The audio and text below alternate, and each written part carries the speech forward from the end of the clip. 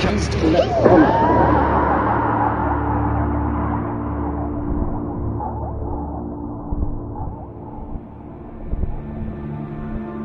Look, there is the tarantula's hole. Do you want to see it in person? Here is its web. Touch it. Look at it tremble. Now it comes willingly. Welcome, tarantula. Your triangle and your omen sits well on your back. Very black. And I know too what sits within your soul. Revenge sits in your soul. Wherever you bite, there grow black scabs. With revenge, your poison makes the soul whirl round. Thus, I speak to you in a parable. You who make people's souls whirl. You're a preacher of equality. Tarantulas you are to me, and hidden seekers of vengeance. But now, I want to bring your hiding places to light. So I'm going to laugh in your face with my laughter of the heights. I will rake your webs just to bring your rage out of your hole of lies. I want to see your hidden revenge jump out from behind your word that you use all the time. This word, justice. Yes, I bring this out of you because that humanity might be redeemed from revenge. That is for me the bridge to the highest hope in a rainbow after lasting storms. But of course, you tarantulas, you would have it otherwise. You say, this precisely is what is justice for us, that the world will be filled with the storms of our revenge. Thus, you speak among yourselves, you tarantulas. Revenge will be for us a defamation of all who are not equal to us. Thus, your tarantula heart vows. Will to equality, just that, shall henceforth be the name for virtue. And against everything that is power, we will raise our clamor. Yes, you preachers of equality.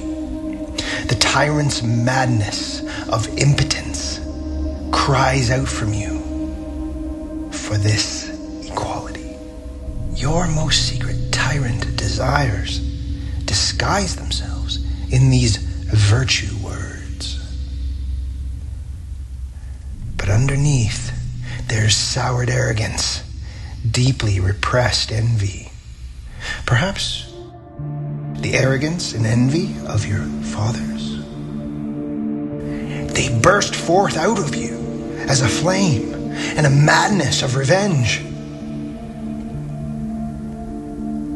Yes, what the Father kept silent, I find that often speaks in the Son. Yes, the Son is often the Father's unveiled secret. These tarantulas, they look like enthusiasts. They resemble them. Yet, it's not the heart that inspires these tarantulas, but rather revenge. And if they did become refined and cold, it is not the spirit that made them that way, but rather envy. That is what makes them refined and cold. Yes, this jealousy, it even leads them on the paths of thinkers. This is the real mark of the jealousy. They always go too far, so that their weariness, at last, has to lie down. From every single one of their complaints, you hear the sound of revenge. And to be judges, oh, that seems to them the highest bliss. But my friends, this I counsel to you. Mistrust all, in whom the drive to punish is powerful. These are people of poor breed and stock. Out of the side glance look of their face, you can see the executioner and the bloodhound. Yes, mistrust all those who talk much about their, quote, justice. Verily, it is not only honey that their souls are lacking, but much more.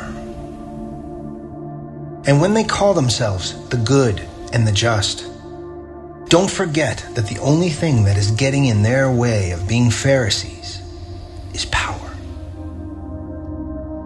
My friends, I do not want to be confused and confounded with others. There are some who preach my teaching of life, and at the same time, they are preachers of equality, like these tarantulas. They talk in favor of life, even when they sit in their holes, these poisoned spiders who have turned away from life. Yes, they really just want to cause pain. They want to cause pain in those who now have power. For among these is the preaching of death still most at home. Were it otherwise, the tarantulas would then teach otherwise. But they themselves were formerly the best slanderers of the world and the heretic burners. With these preachers of equality, I will not be confused and confounded. For to me, justice truly speaks. Human beings are not equal, and never shall they become so. For what would my love of the overmen be if I said that they were?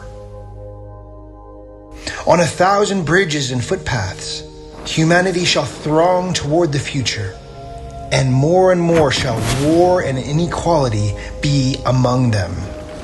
Thus my great love makes me speak.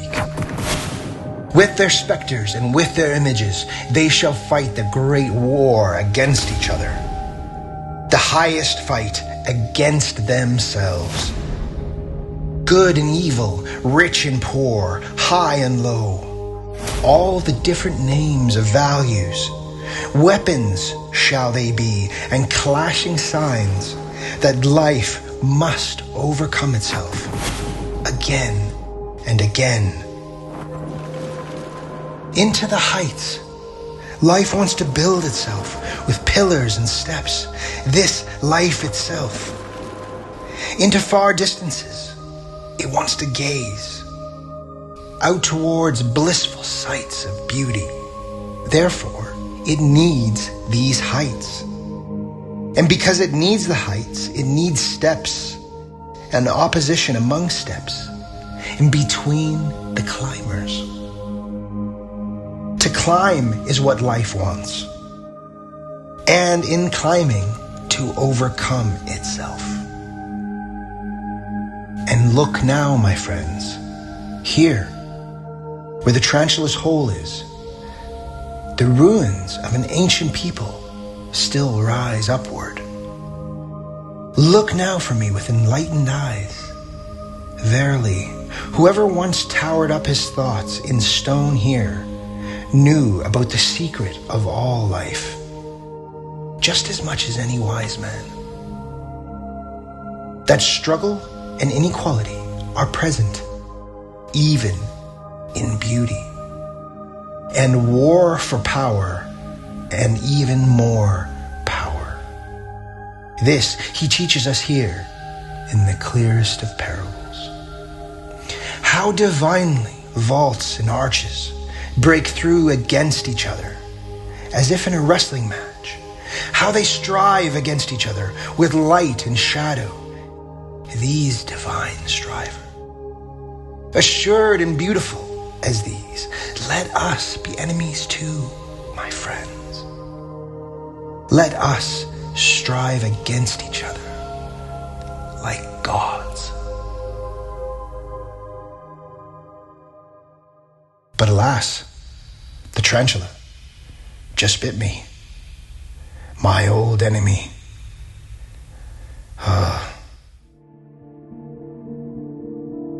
The tarantula just bit my finger. Punishment there must be, and justice, thus it thinks. Not in vain will you sing these songs in honor of enmity. Yes, the tarantula has avenged itself. Now it will make my soul to whirl with revenge. But friends, that I do not whirl around. Quick, tie me fast to this column right here. I would rather even be a stylite than a whirlpool of revenge. Verily, no turning whirlwind is Zarathustra.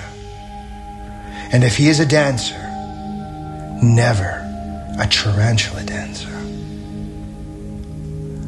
Thus spoke Zarathustra.